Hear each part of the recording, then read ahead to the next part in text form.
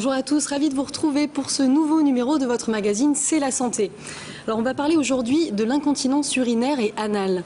L'incontinence urinaire touche environ une femme sur 5 et un homme sur 10, et pas que les personnes âgées. Quant à l'incontinence anale, elle touche plus d'1 million de Français. Sujet tabou, ces problèmes de santé restent très difficiles à évoquer, tant par les personnes concernées que par leurs proches. Ils aboutissent souvent à une situation d'isolement social qui entraîne petit à petit une perte d'autonomie. Alors quelles sont les causes de l'incontinence urinaire chez les femmes et les hommes? Qui consulter et en quoi consistent les traitements? Pour répondre à ces questions, avec nous sur ce plateau aujourd'hui, Dr Véronique Vitton, gastro-entérologue à l'hôpital Nord de Marseille, et professeur Gilles Carcenti, urologue à l'hôpital de la Conception. Bonjour à tous les deux et bienvenue. Alors, bonjour. Il existe plusieurs formes d'incontinence urinaire. Gilles Carcenti, la plus fréquente est appelée l'incontinence à l'effort. Qu'est-ce que c'est? C'est les muscles qui sont plus capables de fermer la vessie? Alors, l'incontinence urinaire, comme vous le dites, il y a plusieurs types d'incontinence. Chez la femme, la plus fréquente, ou celle dont on parle le plus, parce qu'on n'est finalement pas certain que ce soit la plus fréquente, c'est l'incontinence d'effort, c'est-à-dire lorsque la patiente tousse, éternue, soulève quelque chose de lourd, fait un effort, eh bien, il va y avoir quelques gouttes d'urine qui vont s'échapper et parfois beaucoup plus. Dans ce cas-là, c'est les mécanismes de retenue des urines, c'est l'urètre qui est déficient et qui est la cause des fuites urinaires.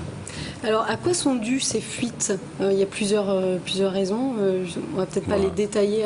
On va pas toutes les détailler, mais le premier message, c'est il n'y a pas une seule incontinence urinaire, mais il y a bien des types différents. Tantôt l'urètre va être en cause, tantôt la vessie, tantôt les deux. Et le premier travail du spécialiste qui va prendre en charge l'incontinence est de démêler cet écheveau et de dire le mécanisme des fuites est le suivant. Il y a un seul ou plusieurs mécanismes entremêlés et c'est vraiment le premier travail le plus important et c'est ce travail-là qui permettra de proposer un traitement efficace. Allez, avant de poursuivre notre discussion, je vous propose de regarder ce reportage. L'incontinence urinaire fait partie donc des maladies tabous. Pourtant, cette affection touche plus de 3 millions de personnes en France. Contrairement à une idée reçue, elle n'est pas l'apanage des seniors, mais on peut en souffrir à tout âge. On regarde ces images qui pourront choquer les plus jeunes d'entre nous. L'incontinence urinaire consiste en l'existence de fuites involontaires d'urine. Survenant à la suite d'une grossesse, d'une intervention ou encore d'un trouble neurologique, elle touche plus fréquemment les femmes avec près de 20% de patientes adultes incontinentes en France. Mais elle concerne également les hommes et les enfants. Pour être continent, il faut que le bas appareil urinaire, la vessie, l'urètre et ses sphincters soient fonctionnels. Et il faut aussi que la commande nerveuse de ce système soit intègre et permette en particulier au sphincter et à la vessie de travailler de concert et de façon coordonnée. Donc on voit qu'il y a tout un éventail de maladies qui peuvent conduire à l'incontinence. Et donc il sera très important de faire le diagnostic du mécanisme. Sans diagnostic de mécanisme, on ne pourra pas envisager le traitement de façon correcte. Le diagnostic est donc essentiel. Pour l'établir, on pratique 3 examens principaux. Pour dépister l'incontinence urinaire, eh bien, on fait appel à tout l'arsenal médical qui commence par un interrogatoire précis, un examen clinique et un certain nombre d'examens. Un des examens clés sera le bilan urodynamique. Le bilan urodynamique regroupe un ensemble de tests qui consiste à vérifier si la personne a ou non une infection urinaire, à mesurer la puissance du jet et la régularité du débit, à vérifier l'effet de la toux sur une vessie remplie ou encore à mesurer les variations de pression sur toute la longueur de l'urètre. L'analyse de l'ensemble des courbes obtenues lors de l'examen permettra de préciser le mécanisme d'incontinence dont souffre le patient. Mais ce n'est pas le seul. On peut être amené à aller regarder dans la vessie, réaliser une cystoscopie. Lors de la cystoscopie, on va en effet introduire un fibroscope enduit de gel anesthésique dans le conduit urinaire et dans la vessie, afin d'explorer les muqueuses et faire des prélèvements de toute lésion suspecte. Bien souvent, à l'occasion de ces 2 examens, il n'est pas rare qu'on complète notre examen clinique en réalisant des tests pour mettre le patient dans les situations qui génèrent les fuites. Ça va nous permettre d'avoir la certitude qu'on a bien isolé le bon mécanisme. Dans certains cas plus rares, on peut être amené à demander des examens morphologiques un peu plus complexes, mais c'est relativement rare et l'examen clinique, la cystoscopie et l'urodynamique sont vraiment les temps clés du diagnostic d'une incontinence. Là, vous avez envie de faire pipi? Ces examens sont essentiels pour décider du traitement et rendre la prise en charge efficace. Nous allons avoir des traitements qui vont viser les problèmes de vessie qui génèrent l'incontinence, les problèmes d'urètre qui génèrent l'incontinence. Véritable question de santé publique, l'incontinence urinaire constitue encore un tabou pour les patients qui souvent n'osent pas en parler.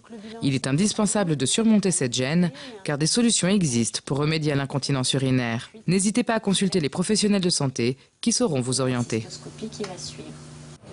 Véronique Vitton, beaucoup de patients souffrent à la fois d'incontinence urinaire et d'incontinence anale. Alors qu'est-ce que l'incontinence anale ? Alors l'incontinence anale, c'est l'absence de contrôle des gaz et des matières, le plus souvent des matières liquides. C'est également fréquent, on a parlé de tabou avec Gilles Carsanti, l'incontinence anale est beaucoup plus tabou. Les gens arrivent parfois à parler d'incontinence urinaire. L'incontinence anale, c'est très difficile. Ça touche quand même 1 million de personnes en France, au moins. Et ça peut toucher tous les âges, mais je pense qu'on va en reparler. Justement, quelles sont les conséquences voilà, ça entraîne des problèmes un petit peu dans la vie de tous les jours, quoi. Oui, comme vous l'avez dit tout à l'heure en introduction, les gens vont s'isoler, se désociabiliser. Ça a un retentissement évidemment dans la vie quotidienne de couple, parce que c'est difficile de vivre avec quelqu'un quand on a ce genre de problème. C'est un retentissement dans la vie professionnelle aussi. Les gens s'arrêtent de travailler parce que y a des odeurs désagréables, parce qu'on n'ose pas en parler, on n'a pas consulté, donc on subit les conséquences de ce handicap, parce que c'est un véritable handicap. Et puisqu'on a parlé d'incontinence urinaire, je crois que les chiffres d'association, puisqu'on peut avoir les deux troubles, c'est à peu près 30% des patients qui ont à la fois une incontinence urinaire et anale. C'est une maladie, en ce qui concerne l'incontinence urinaire, qui reste tabou également, Gilles Carsanti. Les personnes ont toujours du mal à en parler. Oui, tout à fait. Si on en parle plus, ça reste tabou.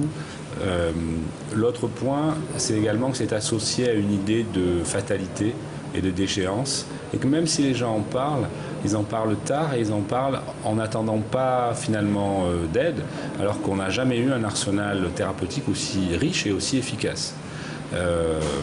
Donc il faut vraiment tendre la perche et oser parler de ces fuites pour trouver des solutions.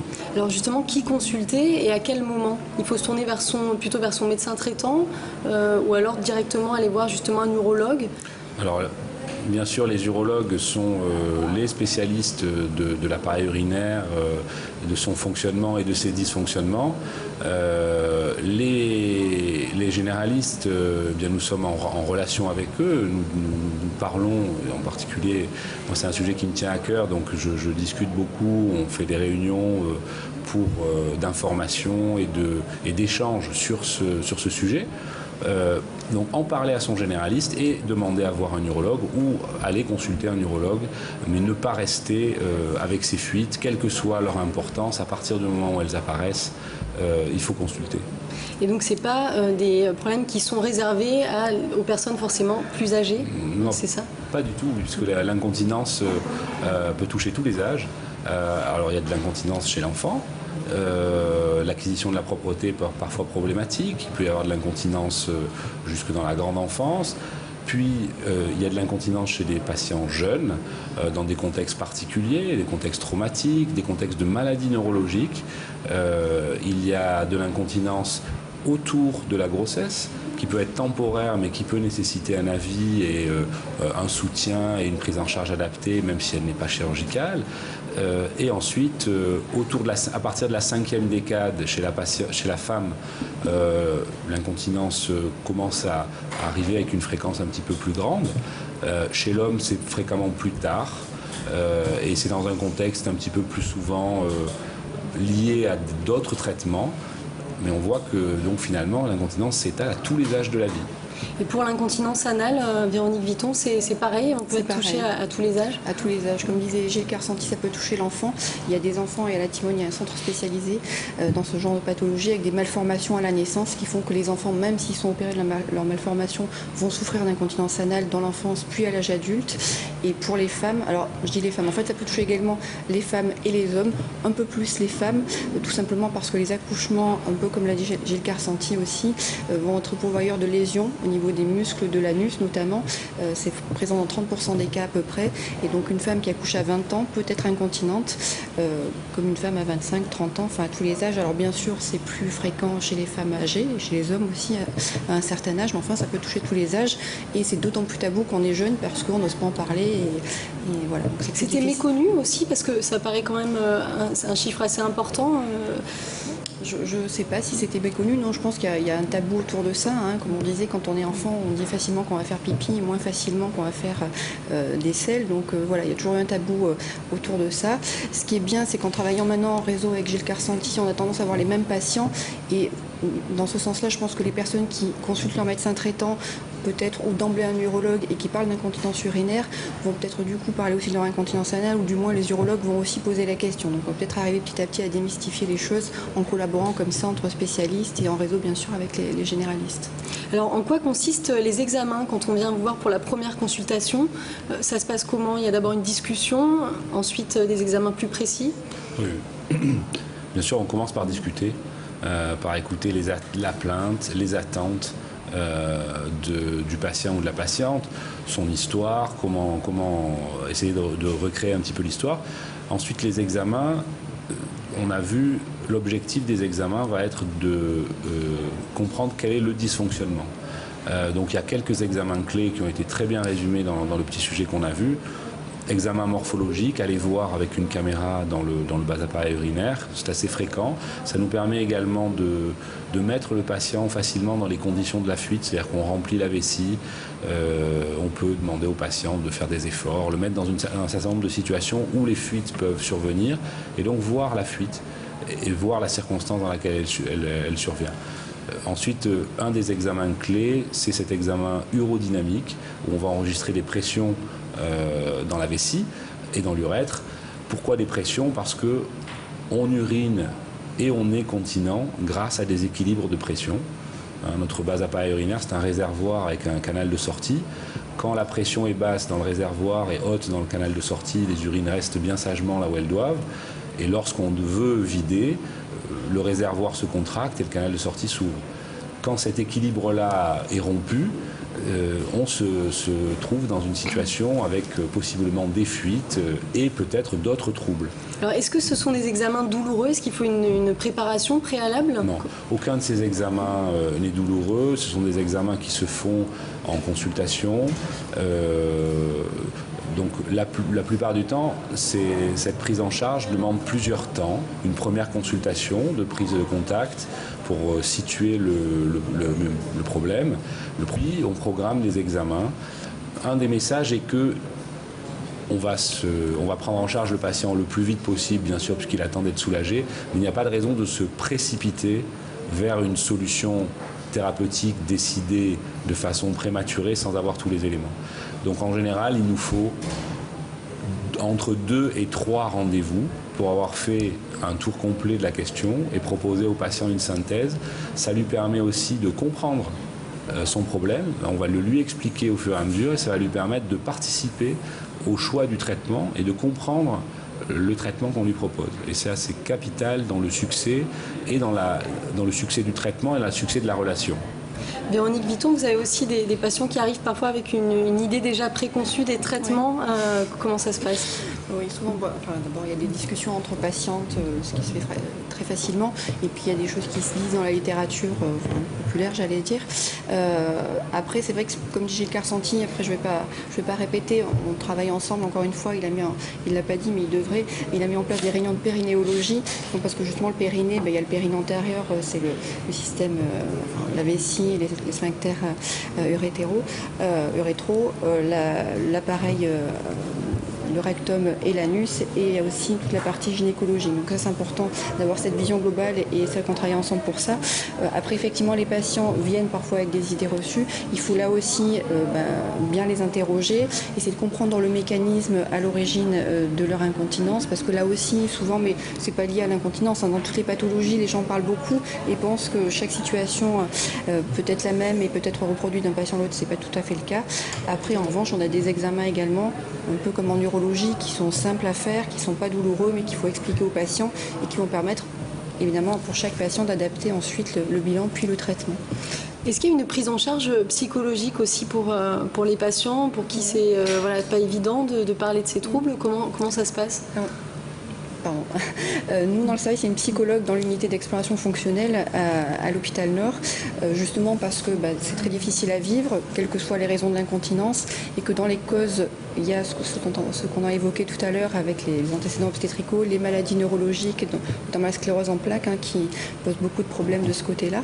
Mais il y a aussi les viols, les abus sexuels, et pas uniquement des viols physiques, ça peut être des abus verbaux simplement, enfin des harcèlements. Donc pour ça, il y a une prise en charge psychologique pour éviter, enfin pour permettre aux gens de parler de ce mécanisme à l'origine des troubles et pour permettre justement de se resociabiliser un petit peu et d'accepter d'une part la maladie et la prise en charge. Vous avez noté quand même une évolution aujourd'hui, les patients viennent plus facilement qu'avant ou pas forcément? Je crois pas. Non, enfin moi personnellement, Gilles répondra pour sa part, mais non, pour l'incontinence anale c'est très difficile. Et on parlait de fréquence, je reviens juste un petit peu en arrière. Il y avait une étude qui avait été faite en Rhône-Alpes qui avait montré que 80% des praticiens n'étaient pas au courant des troubles sphinctériens de leurs patients.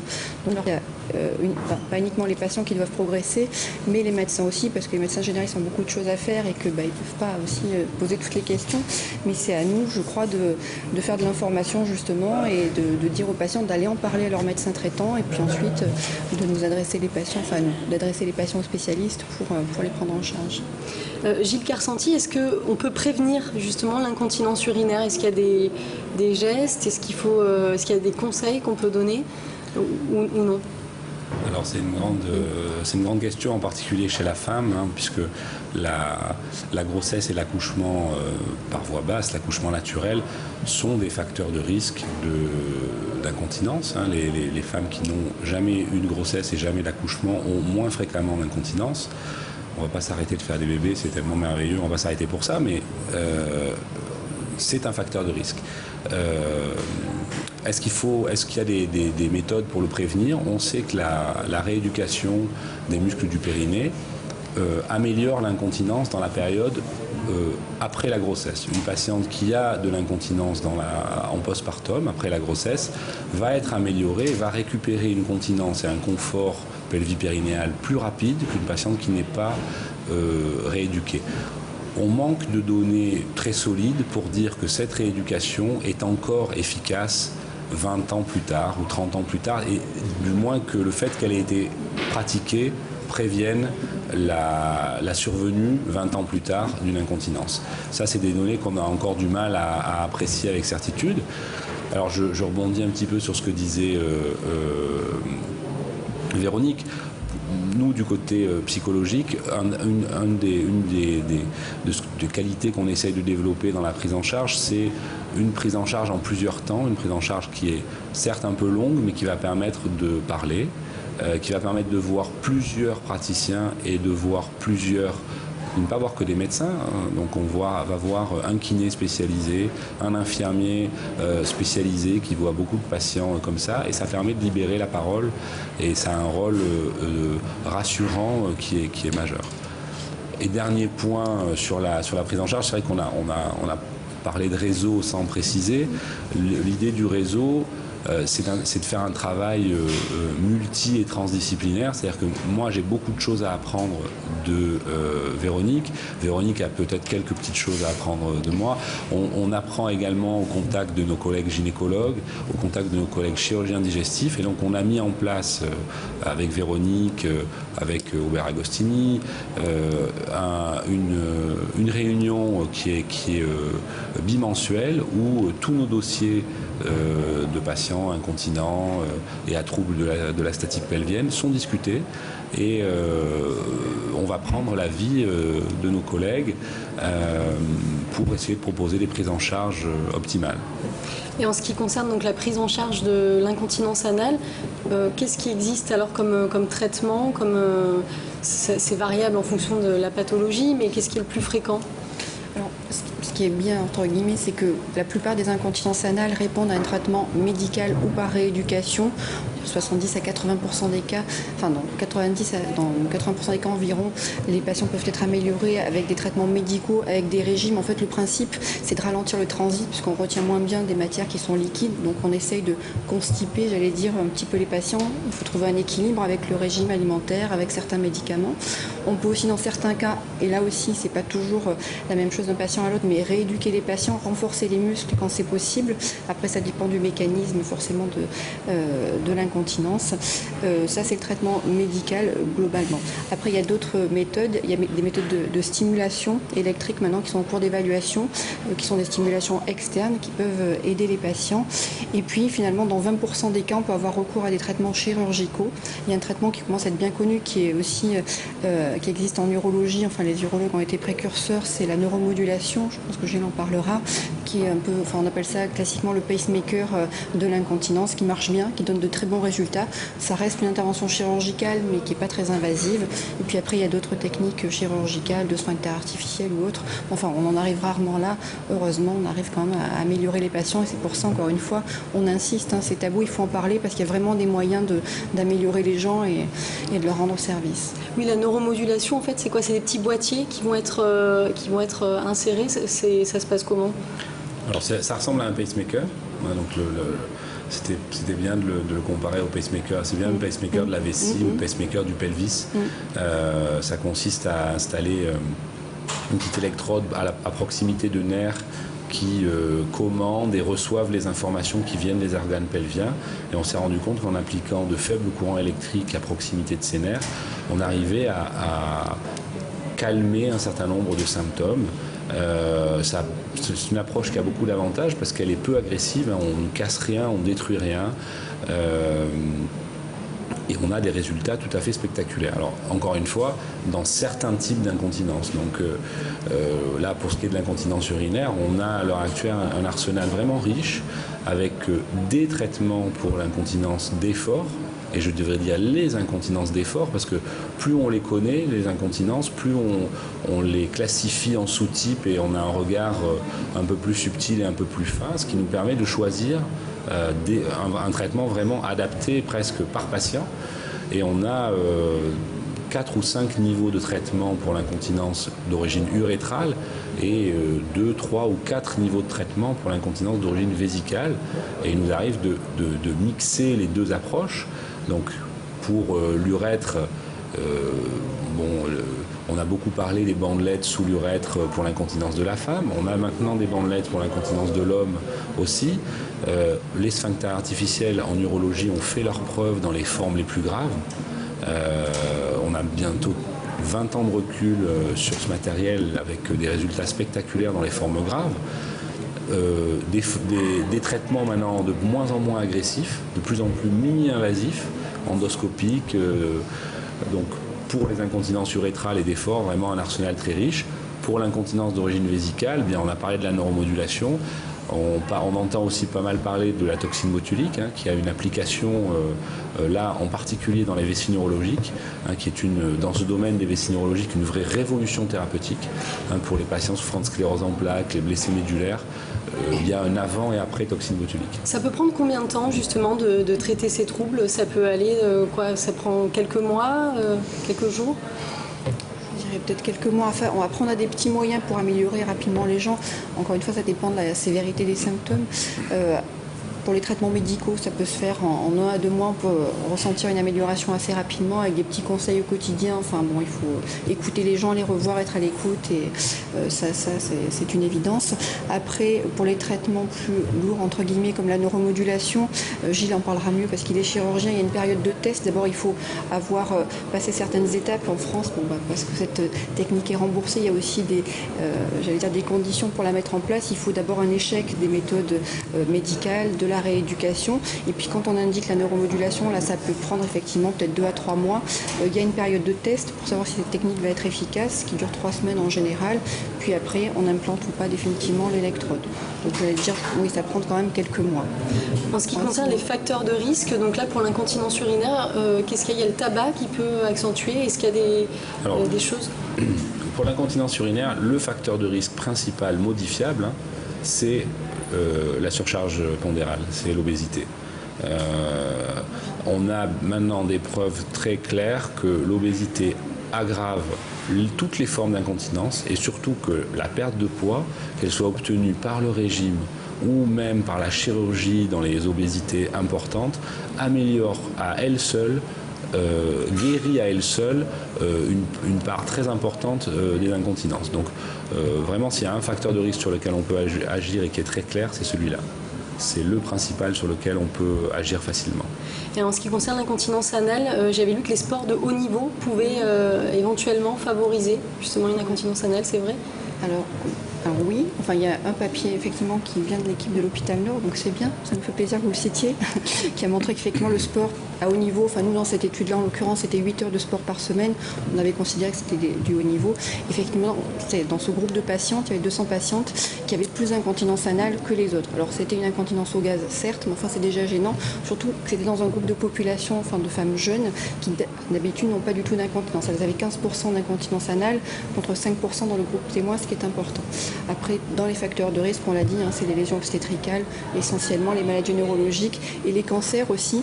On voit souvent des patientes qui ont été irradiées pour des cancers de l'utérus, qui ont une curithérapie, ou des hommes qui ont été traités pour cancer de la prostate, qui ont une incontinence et qui viennent en vous disant voilà, j'ai été guérie certes, mais ce qui me gêne actuellement c'est ça, et on s'en fiche un petit peu parce qu'on considère que je suis guérie de mon cancer. Donc le cancer c'est très grave, il faut le traiter. Il y a aussi des conséquences et il ne faut pas abandonner les patients à ce moment-là, surtout pas. C'est une situation qu'on connaît aussi en neurologie. Je vous remercie, on est sur la fin de l'émission. Merci à vous d'être venus, merci à vous de nous avoir suivis. On se retrouve la semaine prochaine pour un nouveau C'est la santé. Très bonne journée à tous.